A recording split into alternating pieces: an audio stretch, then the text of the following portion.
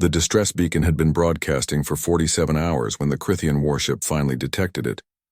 Commander Zalketh's mandibles clicked with satisfaction as he studied the small mining colony on the view screen, pitiful collection of prefabricated structures, clinging to an asteroid in the outer reaches of civilized space. Life signs? He asked. 17, Commander. All non-combatants. The colony's defenses are offline. Zalketh leaned back in his command throne. The Galactic Council would take weeks to respond to such a remote location, and no nearby systems had the military capacity to intervene. These colonists had made a fatal error, establishing themselves so far from protection. Their resources would fetch an excellent price on the black market. Prepare boarding parties. We'll strip the facility and sell the survivors to Commander. His sensor officer's carapace paled to a sickly gray. Contact. Single vessel approaching at impossible velocity. Impossible. They're decelerating at forces that would liquefy any known species. No ship should be able to... The vessel materialized on their screens like a dagger pulled from darkness. It was smaller than the Crithian warship, angular and predatory with no running lights, no identification markers.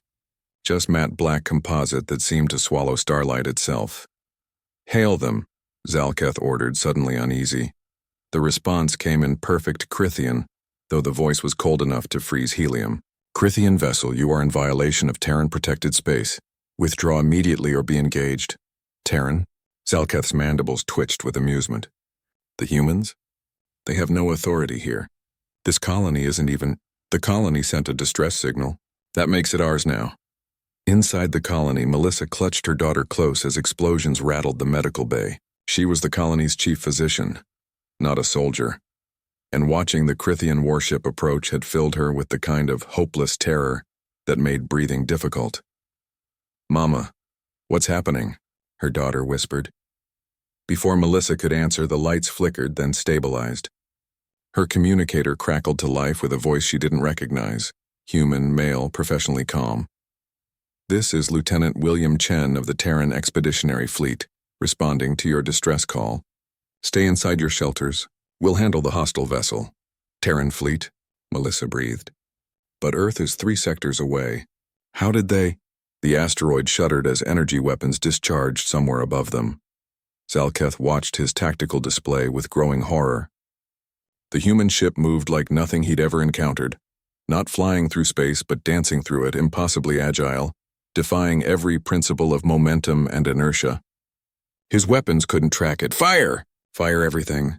Energy beams lanced through the void, each one missing as the human vessel twisted, rolled, and accelerated through trajectories that should have torn it apart. Then it returned fire. The first shot struck their starboard weapon battery, not destroying it but surgically disabling it with terrifying precision. The second shot took out their engines. The third eliminated their communications array. They're not trying to kill us, his tactical officer whispered. They're dissecting us. The human vessel settled into position directly ahead of them, close enough that Zalketh could see the weapons ports along its hull, all still closed, barely used. A demonstration of contempt more cutting than any insult. The voice returned. Crithian vessel, your ship is now disabled. You have 2 choices. Surrender to Terran custody or we continue this engagement. Choose now. Zalketh's pride warred with his survival instinct. The Crithians were a warrior race feared across 3 sectors. To surrender to humans, a species only recently admitted to the Galactic Council, still considered primitive by most standards, was unthinkable. But so was death. We surrender. He forced the words through clenched mandibles.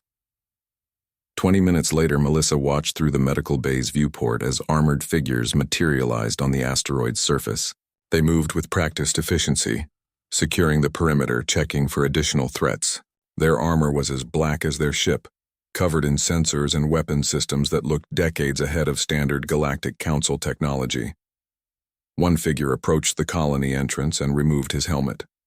Melissa found herself looking at a young man with dark hair and tired eyes that had seen too much combat. His name patch read Chen? Dr. Melissa Torres? He asked, somehow knowing her name. Lieutenant William Chen, 3rd Expeditionary Shadow Group. Are you and your people unharmed? We're fine, but how? Earth doesn't have military outposts this far out. How did you get here so fast? William's expression remained neutral, but something flickered in his eyes. Something that might have been pride or might have been warning. "We were already here, Doctor. The shadow groups are always here. I don't understand." "You're not supposed to," he said quietly. "The Galactic Council believes humanity is still finding its footing in space, still learning the rules, still vulnerable. They think we're decades away from having a real navy. We found it useful to let them keep thinking that." Melissa stared at him, realization dawning. The distress beacon wasn't just calling for help. It was summoning you. You've been watching this sector all along.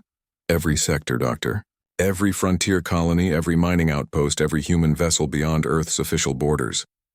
He gestured toward the stars. Out here, where the Council's protection doesn't reach, someone has to watch the shadows. We've chosen to become them. Above them, 3 more matte black vessels materialized from nowhere, surrounding the disabled Crithian warship. Melissa hadn't even known they were there. How many ships does Earth actually have? William smiled, and it wasn't entirely reassuring. That's classified, Doctor. But I can tell you this, the Crithians came here thinking no one would respond in time. They forgot that humans have always excelled at one thing above all others. What's that? Arriving before we're expected. He replaced his helmet. A Council peacekeeping force will arrive in 6 days to take custody of the Crithian vessel and crew. Until then, my team will remain to ensure your safety. Try to get some rest, Doctor. You're safe now. As William walked away, Melissa held her daughter and watched the shadow ships patrol the perimeter of their small colony. She thought about humanity's reputation in the Galactic Council. Young, naive, still learning the ways of space. She smiled. Let them keep thinking that.